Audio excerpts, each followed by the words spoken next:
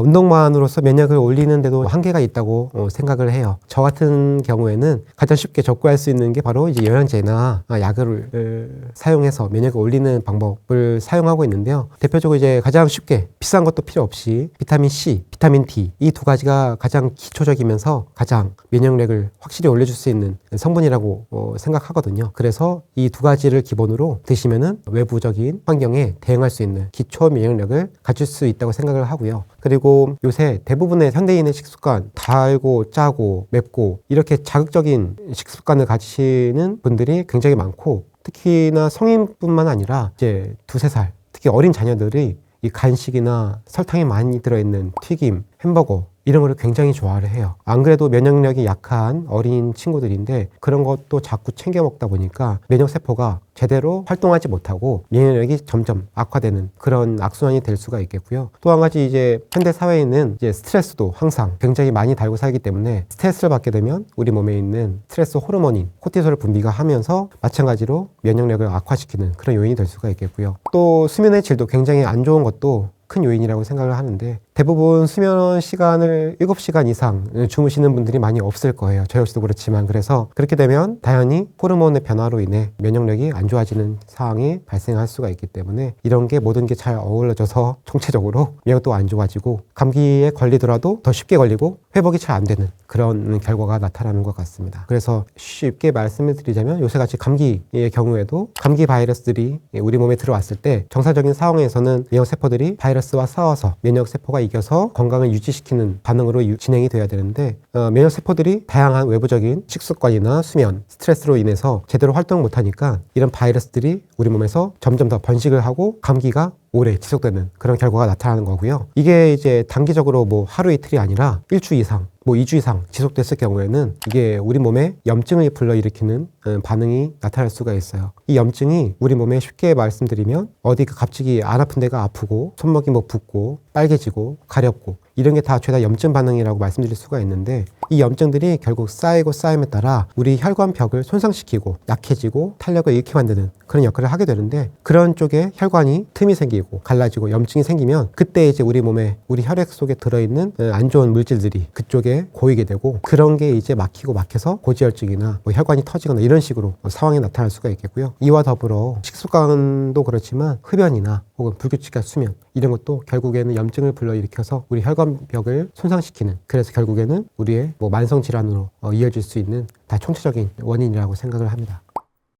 저염식이라 하면 우리가 일반적으로 저염식이 건강에 좋다 이런 식으로 예전부터 꾸준히 우리가 병원이나 약국이나 가면 그렇게 안내를 받고 또 그게 좋다고 인식이 박혀 있었을 텐데 사실 중요한 건 저염식이 문제가 아니고 적당한 염분이 우리 몸에 들어왔을 때가 제일 중요하다고 말씀드릴 수가 있어요. 그러니까 저염식이 좋다는 이 얘기가 나온 우리가 상황을 살펴봐야 되는데 통계에 의하면 우리 대부분의 대한민국에 있는 사람들은 식단을 놓고 보면 고염분의 식사를 많이 하고 계세요. WHO에서 권장하는 용량으로 보자면 보통 하루 5g 정도가 적당량이라고 말하고 있는데 그 기준에 대부분의 한국 사람들은 그의 2배 이상 하는 나트륨 식단을 하고 있거든요. 그렇기 때문에 그거를 바탕으로 우리가 이제 안내를 하는 거죠. 저염식, 염분을 줄여라, 소금을 줄여라 이런 식으로 안내를 하고 그의 건강한 식습관이 될 수 있다라고 이제 얘기가 됐는데 사실 뭐 요새는 이제 또 시대가 많이 바뀌었고 또 대부분 이제 염분의 중요성을 알고 있기 때문에 줄여 나가고 있는 상황임에도 불구하고 아직까지도 염분이 적지 않은 상황인 거는 맞아요. 그래서 아직까지도 염분을 좀 줄여야 되는 필요성이 있다고 생각을 하고 안내를 하고 있는데 하지만 그렇다고 무턱대고 완전히 저염식을 하게 되면 그것도 건강을 나쁘게 할 수 있는 요인이 되거든요. 소금은 우리 몸에 굉장히 필요한 중요한 미네랄 중에 하나인데 세포의 원활한 기능을 돌려주거나 신진대사를 활발하게 해줄 수 있는 또 면역세포를 올려줄 수 있는 것 중에 미네랄이 꼭 중요한데 그래서 소금을 적당한 게 꼭 필요합니다. 만약에 저염식을 장기적으로 염분이 없는 상태로 갔을 경우에는 아까 오히려 건강을 더 악화시킬 수가 있는 상태가 될 수 있는 거죠. 또 이것보다 더 중요하다고 생각하는 거는 생활습관의 개선이 중요하다고 봅니다. 이게 결론적으로는 우리 몸의 대사 시스템을 바꿔놓는 건데 수면의 질 그리고 스트레스를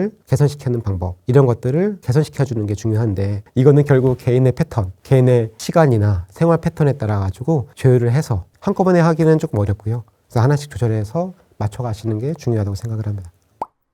비타민C는 우리 몸의 항산화, 나쁜 물질들을 제거해주고 활성산소를 통해 외부의 항원들을 잡아주는 가장 기초적인 성분 중에 하나고, 또 가장 오랜 우리 몸에 임상 결과가 있는 성분 중에 하나이기 때문에 또 안전한 성분이기도 하고요. 그렇기 때문에 감기에 걸리면 우리가 비타민C를 찾는 것도 이런 요인 중에 하나인데, 결국에 항산화력, 우리 몸의 나쁜 물질들을 제거할 수 있는 그런 효과로 면역을 올려줄 수가 있는 역할을 하는 거고요. 비타민 D의 경우에는 뭐 다양한 효과가 있습니다. 우리 몸의 뼈 건강이나 면역에도 도움이 되고, 암 환우분들의 경우에는 굉장히 크게 도움이 될 수 있는 영양제 중에 하나예요. 또 우리 면역 세포를 올려주고 항암 효과까지도 있는 굉장히 긍정적인 영향을 가져다 줄 수 있는 영양제 성분 중에 하나지만, 반면에 꼭 주의하셔야 할 성분이 하나 있는 게 철분제거든요. 우리가 일반적으로 빈혈기가 있거나 기운이 없거나 손발이 찰 때 철분제를 많이 권유하고 효과를 많이 보는 성분 중에 하나인데, 이게 오히려 암 환우분들에게는 암세포들의 전이와 독성력을 더 강하게 유발할 수 있는 그런 연구 결과들이 많습니다. 오히려 암세포를 더 잘 키울 수 있는 그런 역할을 철분제가 하는 것이죠. 그렇기 때문에 철분제는 꼭 주의를 하셔가지고 섭취하지 않는 게 중요하고요. 또 한 가지 성분은 비타민 A 역시 고용량으로 비타민 A를 섭취했을 경우에는 특히 폐암 환자들의 암 발병률을 높인다는 연구 결과가 있으니까 비타민 A 그리고 철분제, 이런 성분들은 꼭 주의해 주시는 게 중요하겠습니다. 그리고 대부분의 영양제는 이제 간을 통해 대사가 되고 흡수가 되기 때문에 다량으로 섭취를 하게 되면 이게 약이 될 수도 있고 또 독이 될 수도 있을 것 같아요.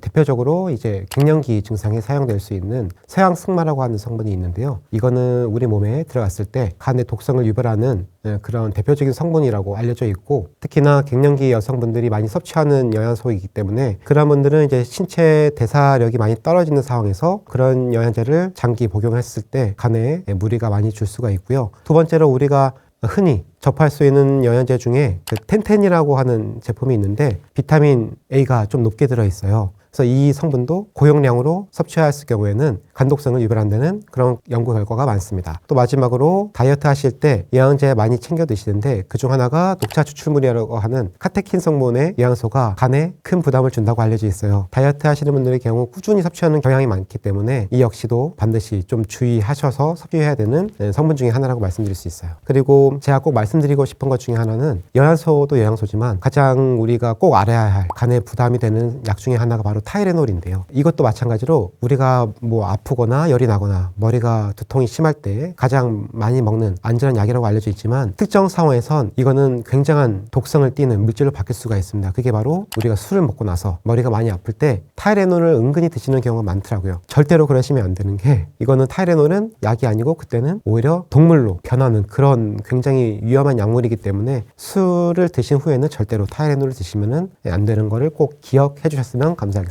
그리고 메가도즈의 효과는 볼 수 있다고 생각을 하는데, 저 역시도 감기나 컨디션이 안 좋거나 면역력이 떨어졌을 때 비타민C를 잘 챙겨 먹는데, 그때 제가 가루 형태로 된 메가도즈 비타민C를 먹거든요. 확실히 회복 시간을 더 단축시킬 수가 있고 또 긍정적인 효과를 본 경험이 있어가지고 추천을 드릴 수는 있겠지만, 그렇다고 모든 사람들이 쉽게 접근해서는 또 안 된다고 말씀드릴 수 있을 것 같아요.